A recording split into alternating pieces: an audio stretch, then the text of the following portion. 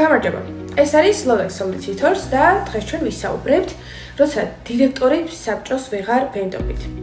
ზოგჯერ დავა ძალიან სწრაფად ვითარდება, დირექტორები აპირებენ აქტივების გადამალვას, აქციების გაყიდვას, ან ისეთ ქმედებას, რაც კომპანიას დააზიანებს.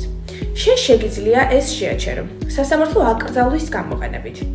ეს არის სასამართლო ბრძანება, რომელიც ყინავს, ასე რომ ვთქვათ, სიტუაციას. სანამ დავა არ გადაწყდება.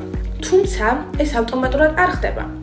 უნდა დაამტკიცოთ, რომ საქმე სასწრაფოა და არსებობს ზიანის რისკი და რომ მოგვიანებით კომპენსაცია ამ ზარალს ვეღარ ანაზღაურებს. გონივრულად გამოყენებული აკრძალვის ბრძანება ბიზნეს გამოსწორებელ ზიანისაგან იცავს. და საკონტროლო კითხვა. დირექტორმა ხვალ რომ დაუკითხავთ იმ მოქმედოს, რას ვიზამთრით. პირველი, დაელოდებოდით მოვლენების განვითარებას, მეორე, მოიწოდით საბჭოს ხდომას, თუ მესამე, დაუყოვნებლივ მოითხოვდით სასამართლო აკრძალვას.